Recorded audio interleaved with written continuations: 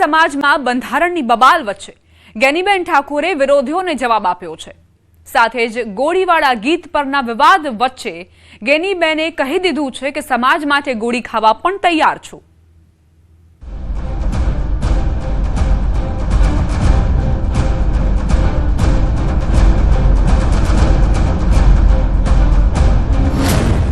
ઠાકોર સમાજના લગ્નમાં નહીં વાગે ડીજે। सांसद गेनीबेन ठाकोरे रोकड़ू पर खाव्યું। વધતી મોંઘવારીમાં ખોટા ખર્ચા પર બ્રેક લગાવવા માટે તાજેતરમાં જ ઠાકોર સમાજનું બંધારણ ઘડવામાં આવ્યું છે, જેમાં લગ્નમાં ડીજે અને હલ્દી પ્રથા સહિતના વિવિધ નિયમો ઘડવામાં આવ્યા હતા। જો કે નિયમોનું ઉલ્લંઘન થતા ફરી એકવાર સમાજના આગેવાનો એકઠા થયા હતા। આ બેઠકમાં વિવિધ મુદ્દે ચર્ચા કરવામાં આવી અને અંતે નિર્ણય લેવાયો કે જે 16 મુદ્દાઓ છે તેમાં કોઈ જ ફેરફાર નહીં થાય। પાર્ટીની મીટિંગ હતી, એમાં પણ અલ્પેશભાઈ એ સાઉન્ડમાં બોલ્યા છે કેમ કે જે ડીજે વાળી વાત તો કરવાની નથી, એમાં કશું કોઈ જ ફેરફાર કરવાનો નથી। કોણ મુદ્દાઓ જે ત્યાં પાકા છે એમાં લગીને કાંઈ પણ આગુ પાછું કરવાનું નથી। બંધારણ ઘડતા સમયે સમાજના લોકોએ સહમતિ પણ આપી કે અમે સમાજના બંધારણનો ભંગ નહીં કરીએ અને કેટલાક લગ્ન સમાજના બંધારણને આધીન થયા તો કેટલાક લગ્ન પ્રસંગમાં વિવાદ પણ સામે આવ્યો। તો ક્યાંક એવું પણ બન્યું કે ઠાકોર સમાજના આગેવાનના ઘરે જ લગ્ન પ્રસંગમાં ડીજે લાવવામાં આવ્યું હતું, જેને લઈને વિવાદ સર્જાયો હતો। મહત્વનું છે કે ઉત્તર ગુજરાતમાં ઠાકોર સમાજ દ્વારા લગ્ન સહિતના પ્રસંગોમાં ખોટા ખર્ચ ન કરવા અને શિક્ષણને પ્રાધાન્ય આપવા માટેનું બંધારણ નક્કી કરાયું છે, જેનો ભંગ કરે તેને દંડ અને સમાજની બહાર કરી દેવાના નિયમો બનાવ્યા છે। પરંતુ આ બંધારણ માત્ર અઠવાડિયામાં જ મજાક બની ગયું છે। ઠાકોર સમાજના કેટલાક લોકોએ ખુલ્લેઆમ પાટણ, ડીસા બાદ શંખેશ્વરમાં સમાજના નિયમોનો ઉલાળ્યો કર્યો। જાહેરમાં ડીજે વગાડી જન્મદિવસની ઉજવણી કરી સમાજનું બંધારણ માત્ર કાગળ પર જ હોવાનું સાબિત કર્યું। તો ઠાકોર સમાજના અભિનેતા વિક્રમ ઠાકોર ડીજેવાળાના સમર્થનમાં આવતા ઠાકોર સમાજના આગેવાને વિક્રમને માપમાં રહેવાની ચેતવણી આપી। ત્યારે હવે આ વિવાદ ક્યાં જઈને અટકે છે તે જોવું રહ્યું। સુરેન્દ્રનગરના દસાડામાં ઠાકોર સમાજની બેઠક મળી, જેમાં ઠાકોર સમાજનું બંધારણ બનાવાયું। ઠાકોર સમાજના બંધારણમાં વિવિધ જોગવાઈઓ કરવામાં આવી છે, જેમાં લગ્નમાં 100 લોકોએ જવું, દીકરીના પિતાએ ફક્ત 21,000 સુધીનું કરિયાવર આપવું, સામાજિક પ્રસંગે અને લગ્ન પ્રસંગે ડીજે પ્રથા બંધ કરવી, જન્મદિવસની ઉજવણી પણ બંધ કરવી, સગાઈમાં માત્ર 25 લોકોએ જવું, ઓઢામણા પ્રથા બંધ કરવી, સગાઈમાં વરપક્ષ દ્વારા કન્યા પક્ષે મોબાઈલ આપવા પર પ્રતિબંધ, બોલામણા પ્રથા પર પ્રતિબંધ, જે પરગણું દીકરી આપે ત્યાં જ દીકરી આપવી સહિતના નિર્ણયો લેવામાં આવ્યા। સમાજ શિક્ષિત બને અને વ્યસન મુક્ત બને તે અંગે પણ પ્રયાસો કરવા અલ્પેશ ઠાકોર અને ગેનીબેન ઠાકોર દ્વારા અપીલ કરવામાં આવી। નવા બંધારણનું પાલન નહીં કરનાર સમાજના લોકો પાસેથી 51,000 દંડ લઈ નજીકની શૈક્ષણિક સંસ્થામાં દાન આપવામાં આવશે। સુરેન્દ્રનગરના દસાડા તાલુકાના અંબાડા ગામે વેલનાથ બાપુની જગ્યાએ ઠાકોર સમાજનું બંધારણ અંગે સંમેલન યોજાયું હતું, જેમાં ઠાકોર સમાજના આગેવાનો અલ્પેશ ઠાકોર, ગેનીબેન ઠાકોર સહિત સમાજના સાંસદો, ધારાસભ્યો, આગેવાનો, હોદ્દેદારો અને યુવાનો મોટી સંખ્યામાં ઉપસ્થિત રહ્યા હતા। આજે દસાડા અને પાટડી ઠાકોર સમાજ એ સમાજના રીત રિવાજોમાં કઈ રીતે સુધારો આવે, સામાજિક ખર્ચામાં કાપ મૂકીને શિક્ષણ તરફ સમાજ કઈ રીતે આગળ વધે, એની એક સૂત્રતા માટે કરીને આજે બધા ભેગા થયા છે। સર્વપક્ષીય ઠાકોર સમાજના આગેવાનો, ધારાસભ્યો, સંસદ સભ્યો એક સ્ટેજ ઉપર છે। હું એમને અભિનંદન આપું છું કે સમાજના કામ માટે બધા એક સ્ટેજ ઉપર આવ્યા છે। પાટડી દસાડા તાલુકાના ક્ષત્રિય ઠાકોર સમાજ દ્વારા એક બંધારણ સભાનું આયોજન કરવામાં આવ્યું। એમાં બંધારણ જે નક્કી કરવામાં આવ્યું છે એમાં કુરિવાજોમાંથી બહાર નીકળવું અને ખોટા દેખાડામાંથી બહાર નીકળવું એ પ્રકારનું બંધારણ, એની શુભકામના આપવા માટે આવ્યો હતો અને સાથે સમાજના દર્શન કરવા માટે આવ્યો। આમ બંધારણનું કેટલાક લોકો ઉલ્લંઘન કરી રહ્યા છે, પરંતુ સમાજના આગેવાનોને વિશ્વાસ છે કે સમાજના બંધારણનું તમામ લોકો પાલન કરશે। રહીને તમે સંસ્કૃતિ પ્રમાણેના ગીતો ગો, મનોરંજન કરો, એની સામે વાંધો ના હોય। અને તમે કોઈને ગોળી મારવાની વાત કરો તો જેને પણ ગોળી મારો એને સમાજ સુધારા માટે એનું શહીદીમાં નામ આવશે અને વ્યક્તિગત રીતે મારી તૈયારી છે। કોળી સમાજના સમૂહ લગ્નના સમારોહમાં પરસોત્તમ સોલંકી અને હીરા સોલંકીએ ફરી એકવાર ધોકાવાળો હુંકાર કર્યો।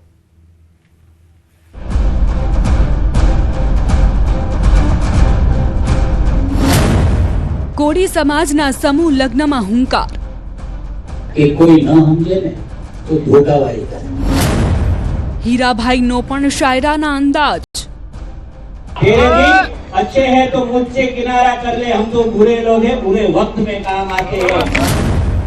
ઉના ગીર ગઢડા તાલુકા સમસ્ત કોળી સમાજ, કોળી સેના અને દીપસ્વી એજ્યુકેશન એન્ડ ચેરિટેબલ ટ્રસ્ટ દ્વારા ચોથા સમૂહલગ્ન સમારોહનું આયોજન થયું, જેમાં કુલ 13 દંપતીઓએ પ્રભુતામાં પગલાં પાડ્યા.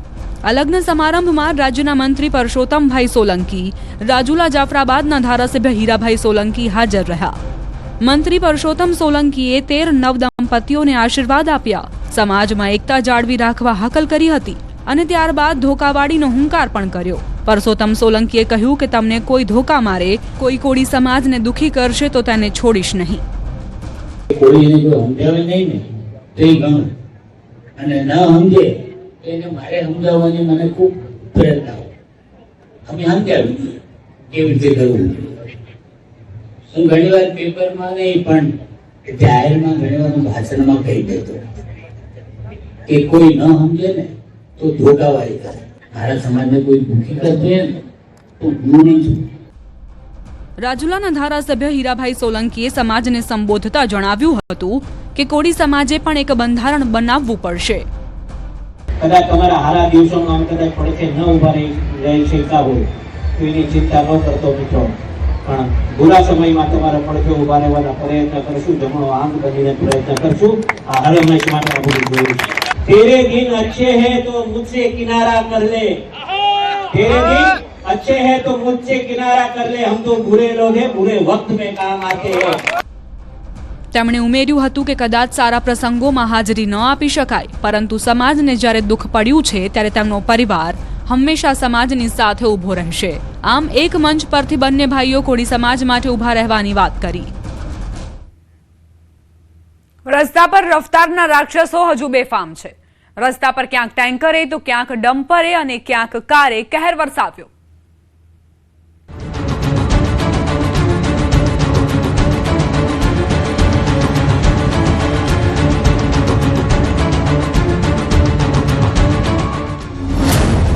ઠેર ઠેર રફતારનો કહેર. ક્યાંક કાર બની કાળ તો ક્યાંક કન્ટેનર બન્યું યમનું દૂત.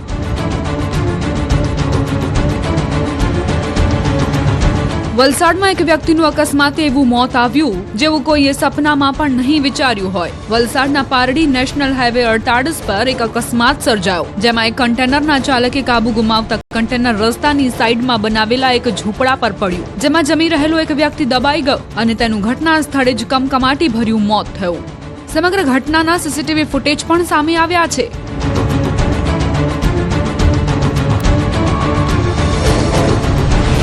જેમાં જોઈ શકાય છે કે કન્ટેનર રસ્તા પરથી પૂરપાટ ઝડપે જઈ રહ્યું છે, ત્યારે જ તેનું સંતુલન બગડે છે અને કન્ટેનર પલટી જાય છે.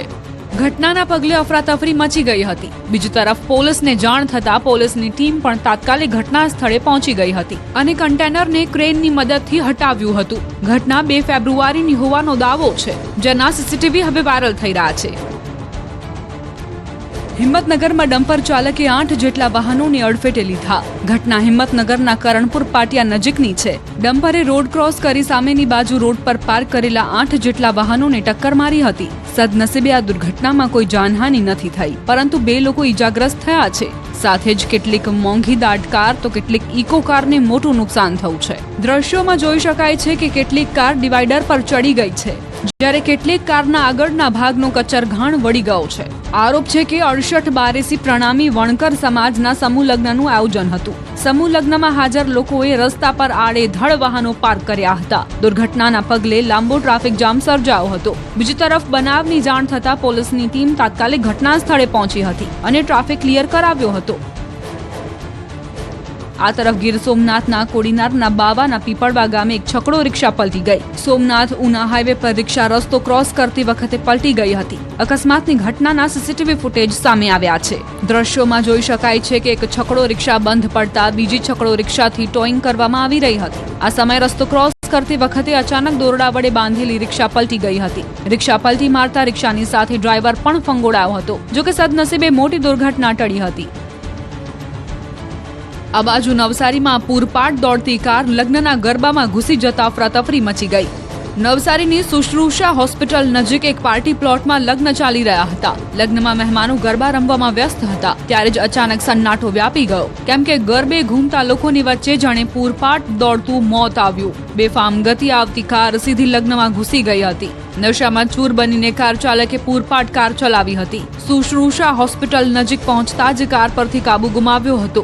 બેફામ ગતિ આવતી કાર ગરબે રમતા લોકોની વચ્ચે ઘૂસી ગઈ હતી, જેથી ગરબે રમતા લોકોમાં અફરાતફરી મચી ગઈ. 5 થી વધુ લોકો અડફેટે આવી જતા લોકોને હોસ્પિટલ ખસેડાયા હતા. ઘટનાની જાણ પોલીસને થતા પોલીસ ઘટના સ્થળે પહોંચી હતી.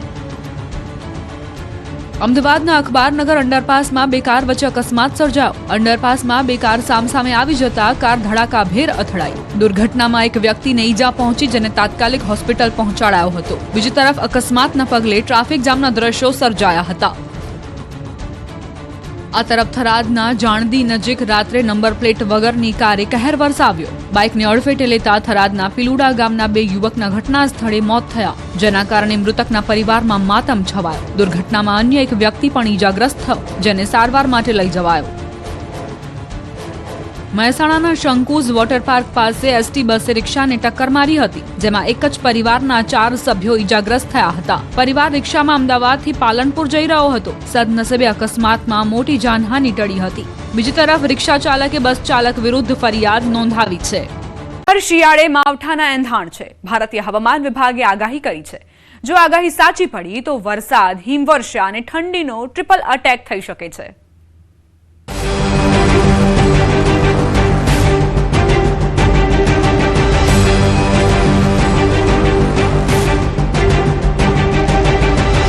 ભર શિયાળે બદલશે મોસમનો મિજાજ.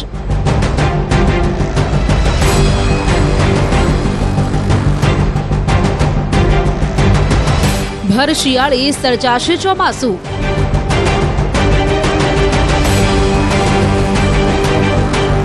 હિમવર્ષાના કારણે વધશે ઠંડીનું જોર. ભર શિયાળે ફરી એકવાર વાતાવરણ પલટવાની શક્યતા છે. ભર શિયાળે માવઠાના એંધાણ વર્તાતા ખેડૂતો પર પણ ચિંતાના વાદળો ઘેરાયા છે. હવામાન વિભાગનું માનીએ તો 2 પશ્ચિમી વિક્ષેપો સક્રિય થવાના કારણે વાતાવરણમાં પલટો જોવા મળશે. ઉત્તર ભારતમાં હિમવર્ષા સાથે વરસાદ પડી શકે છે. જમ્મુ અને કાશ્મીર, હિમાચલ પ્રદેશમાં વરસાદની આગાહી કરાઈ છે, જ્યારે ગુજરાતમાં પણ 4 દિવસ ઠંડીનું જોર રહેશે. આ તરફ ઉત્તરાખંડમાં પણ વરસાદ સાથે હિમવર્ષાની આગાહી કરવામાં આવી છે. પર્વતીય પ્રદેશોમાં હિમવર્ષાના કારણે તાપમાન 0 થી નીચે રહે તેવી શક્યતા હવામાન વિભાગે વ્યક્ત કરી છે, જ્યારે ગુજરાતના પડોશી રાજ્ય રાજસ્થાનમાં પણ તાપમાનનો પારો ગગડી જશે. આ તરફ અત્યારે કાશ્મીરમાં હાડ થીજવતી ઠંડી પડી રહી છે. રાજધાની શ્રીનગર સહિત સમગ્ર કાશ્મીર ખીણ શીતલહેરની ઝપેટમાં છે. રાત્રિના તાપમાનમાં ભારે ઘટાડો થવાના કારણે જનજીવન ઠપ થઈ ગયું છે. દલ સરોવરના કિનારાના ભાગોમાં પણ બરફના પાતળા થર જામી ગયા છે, જ્યારે જમ્મુ કાશ્મીરના ગુલમર્ગમાં પણ ભારે હિમવર્ષા થઈ રહી છે. વેલેન્ટાઇન વીકમાં ચારેકોર બરફની ચાદર છવાતા ગુલમર્ગને શ્વેત શણગાર કરાયો હોય તેવા દ્રશ્યો સર્જાયા, જેના કારણે પ્રેમી પંખીડાઓમાં ખુશીનો માહોલ છે, જેઓ વેલેન્ટાઇન વીકની ઉજવણી કરવા માટે પહાડો પર પહોંચ્યા છે. પ્રવાસીઓ બર્ફીલા માહોલમાં કુદરતી સૌંદર્ય વચ્ચે સ્નો એક્ટિવિટીનો આનંદ માણી રહ્યા છે.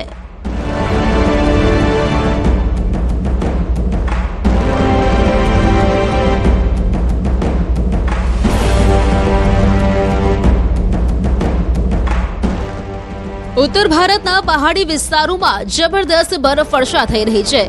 હિમાચલ પ્રદેશથી લઈ ઉત્તરાખંડ સુધી બરફની સફેદ ચાદર પથરાઈ ગઈ છે. વાત ઉત્તરાખંડની કરીએ તો ઉત્તરકાશીના ઊંચાઈવાળા વિસ્તારોમાં સતત બરફવર્ષા થઈ રહી છે. તસવીરો હર્ષિલ અને યમુનોત્રીથી સામે આવી છે, જ્યાં સતત બરફવર્ષા ચાલુ છે અને બરફવર્ષાના કારણે સમગ્ર વિસ્તારમાં હાડ થીજવી દે તેવી ઠંડી પડી રહી છે. ઠંડીના કારણે લોકો મુશ્કેલીમાં છે. બદ્રીનાથ ધામમાં પણ બરફવર્ષાના કારણે ઘાટીને ચાંદી જેવા સફેદ રંગમાં તરબોળ કરી દીધી છે. બદ્રીનાથ ધામમાં 3 થી 4 ફૂટ જેટલા બરફના થર જામી ગયા છે અને ભગવાન બદ્ર વિશાલનું મંદિર આખું બરફથી ઢંકાઈ ગયું છે, જેના મનમોહક દ્રશ્યો સામે આવ્યા. મંદિર પરિસરમાં પણ જ્યાં સુધી નજર પહોંચી રહી છે ત્યાં સુધી બરફ જ બરફ દેખાઈ રહ્યો છે. વાત હિમાચલ પ્રદેશને કરીએ તો લાહોલ સ્પીતિમાં બરફ વર્ષાનો દોર યથાવત છે, જેના કારણે ઘાટીના તાપમાનમાં નોંધપાત્ર ઘટાડો થઈ રહ્યો છે. તાપમાન -20 થી 25 ડિગ્રીએ પહોંચી ગયું છે. તાપમાનમાં આવેલા ભારે ઘટાડાના પગલે લોકો પોતાના ઘરોમાં કેદ થઈ ગયા છે. સતત થઈ રહેલી બરફવર્ષાની અસર વાહન વ્યવહાર પર પણ પડી છે. કેટલાય રસ્તાઓ હજુ પણ બંધ છે. कबायली जिला लाहौल स्पीति में पिछले शाम से ही रुक रुक कर जो है बर्फबारी का दौर जारी है, जिसके चलते जो है घाटी में का तापमान जो है कई डिग्री सेंटीग्रेड जो है नीचे चला गया है, जिसके चलते सामान्य जनजीवन जो है वो भी प्रभावित हुआ है. घाटी के संपर्क सड़कों की बात की जाए तो घाटी के करीब 274 संपर्क सड़क मार्ग जो है पूरे जिले के बंद हैं, जो लोक निर्माण विभाग के अंतर्गत आते हैं. હાડ થીજવતી ઠંડી અને ઉપરથી કેટલાય ફૂટ જાડા બરફના થર, જ્યાં એક એક પગલું આગળ વધવું પહાડ ચડવા જેવું છે, જ્યાં બરફના પહાડ વચ્ચે એક કાર ફસાઈ ગઈ. દ્રશ્યો લાહોલ સ્પીતિના છે, જ્યાં બરફવર્ષા કઈ હદે લોકો માટે મુસીબત બની છે, જોઈ લો.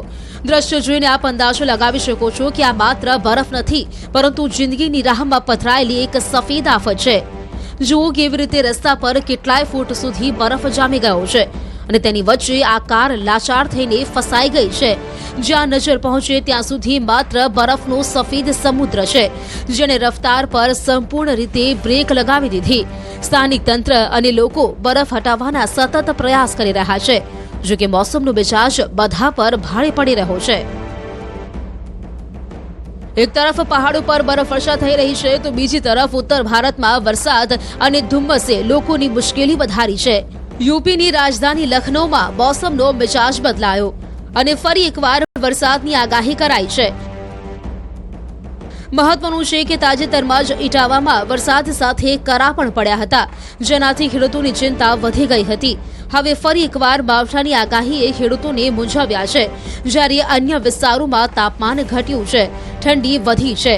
હવામાન વિભાગનું માનીએ તો હાલ હવામાન આવું જ રહેશે અને લોકોને ઠંડીમાંથી રાહત મળવાની નથી. એક બાદ એક પશ્ચિમી વિક્ષેપ સક્રિય થતા જેના કારણે વાતાવરણમાં ઉતાર ચઢાવ રહેશે. દિલ્હીમાં નેશનલ હાઈવે 8 પર વહેલી સવારે ગાઢ ધુમ્મસ છવાયું હતું. ગાઢ ધુમ્મસના કારણે વિઝિબિલિટી એકદમ ઘટી ગઈ, જેના કારણે મુસાફરી કરતા લોકોએ મુશ્કેલીનો સામનો કરવો પડ્યો. લોકોને દિવસે પણ વાહનોની લાઇટ ચાલુ રાખીને રસ્તા પરથી પસાર થવું પડ્યું. બીજી તરફ ધુમ્મસના કારણે લોકોને શ્વાસ લેવામાં તકલીફ અને આંખોમાં બળતરા જેવી સમસ્યાનો પણ સામનો કરવો પડ્યો. તમિલનાડુના મયિલાદુથુરાઈમાં વહેલી સવારે ભારે ધુમ્મસ જોવા મળ્યું. ગાઢ ધુમ્મસના કારણે માર્ગ ઉપર વિઝિબિલિટી ખૂબ જ ઓછી થઈ. હાઈવે પર વિઝિબિલિટી ઓછી હોવાના કારણે વાહન ચાલકોએ લાઇટો ચાલુ રાખીને ધીમી ગતિએ વાહન ચલાવવાની ફરજ પડી. તમિલનાડુના કુડ્ડલોરમાં ગાઢ ધુમ્મસની ચાદર છવાઈ. હાઈવે અને મુખ્ય માર્ગો પર વિઝિબિલિટી ઘટતા અહીં પણ વાહન ચાલકોએ ભારે મુશ્કેલીનો સામનો કરવો પડ્યો. સુરક્ષા માટે વાહનોની હેડલાઇટ ચાલુ રાખવાની ફરજ પડી. જ્યારે તમિલનાડુની રાજધાની ચેન્નઈમાં વહેલી સવારે ભારે ધુમ્મસભર્યું વાતાવરણ છવાયું હતું. આઈટી કોરિડોર ગણાતા OMR અને દરિયાકાંઠાના ECR વિસ્તારોમાં ગાઢ ધુમ્મસના કારણે વાહનોની ગતિને બ્રેક વાગી ગઈ. બીજી તરફ ચેન્નઈ એરપોર્ટ ગાઢ ધુમ્મસના કારણે હવાઈ સેવા ખોરવાઈ. ચેન્નઈ ઇન્ટરનેશનલ એરપોર્ટ પર વિઝિબિલિટી ખૂબ જ ઓછી થઈ જતા ફ્લાઇટના ટેક ઓફ અને લેન્ડિંગમાં વિલંબ થયો હતો, જેના કારણે મુસાફરોને પરેશાનીનો સામનો કરવો પડ્યો. હવામાન વિભાગના જણાવ્યા અનુસાર બે પશ્ચિમી વિક્ષેપો સક્રિય થવાના કારણે હવામાન ઝડપથી બદલાઈ રહ્યું છે. આ વિક્ષેપો વાદળો, વરસાદ અને હિમવર્ષા માટે પરિસ્થિતિઓ બનાવે છે. આ મેદાની વિસ્તારોમાં તાપમાન અને પવનની પેટર્નને પણ અસર કરે છે, જેના કારણે દિવસ અને રાત્રિના તાપમાનમાં નોંધપાત્ર તફાવત જોવા મળે છે. ફેબ્રુઆરીમાં બદલાતા હવામાનના કારણે શરદી, વાયરલ તાવ અને એલર્જીનું પ્રમાણ વધી શકે છે. દિવસે ગરમી અને રાત્રે ઠંડી લોકોને બીમાર કરી શકે છે. હવામાન શાસ્ત્રીઓના મતે પશ્ચિમી વિક્ષેપો ઉત્તર ભારતમાં હવામાનને અસર કરતા મુખ્ય પરિબળ છે. તે વાદળછાયું વાતાવરણ, વરસાદ, હિમવર્ષા અને તાપમાનમાં વધઘટનું કારણ બને છે. આ વિક્ષેપોની અસર આગામી દિવસોમાં ઉત્તર ભારતના હવામાનમાં ફેરફાર ચાલુ રહેવાની ધારણા છે. નિષ્ણાંતો કહે છે કે આગામી 4 દિવસ વધુ અસર રહેશે. ઊંઝામાં 3.25 કરોડથી વધુ રૂપિયાના જીરાની ચોરીના કેસમાં 5 આરોપીને ઝડપી લેવાયા છે. જો કે આમાં ચોંકાવનારી વાત એ છે કે ચોરોને જેલમાં ધકેલવા દલીલ કરનારો વકીલ જ ચોર નીકળ્યો છે. 3.25 કરોડના જીરાની ચોરી મુદ્દે ખુલાસો. 5 આરોપીની ધરપકડ, 2 અંડરગ્રાઉન્ડ. ચોરી કરનાર એક આરોપી નીકળ્યો વકીલ. ચોરોને જેલમાં ધકેલવા માટે ધારદાર દલીલ કરનાર વકીલ જ ચોર બની ગયો.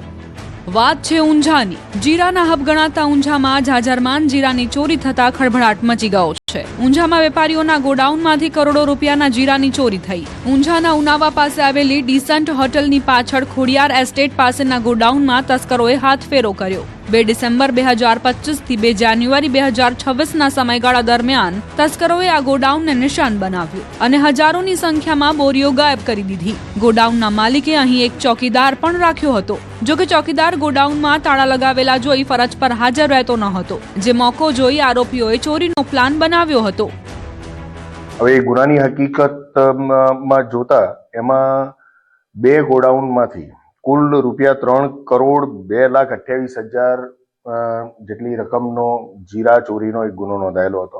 આ ગોડાઉન ઉપર એમણે એક ચોકીદાર રાખેલો હતો. એ ચોકીદાર જે ગોડાઉન છે એને સાર સંભાળ રાખતો હતો અને ત્યાં આગળ જીરું ચોરી ન થાય અથવા શટર ન તૂટે કે બીજો કોઈ બનાવ ન બને એના માટે એ આવતો જતો હતો. પરંતુ કેટલાક દિવસથી આ જે ચોકીદાર છે એ ચોકીદાર ત્યાં ફક્ત ગોડાઉનનું લોક બંધ છે એ બંધ હાલતમાં જોઈ અને પોતાની ફરજ ઉપર આવતો નહોતો.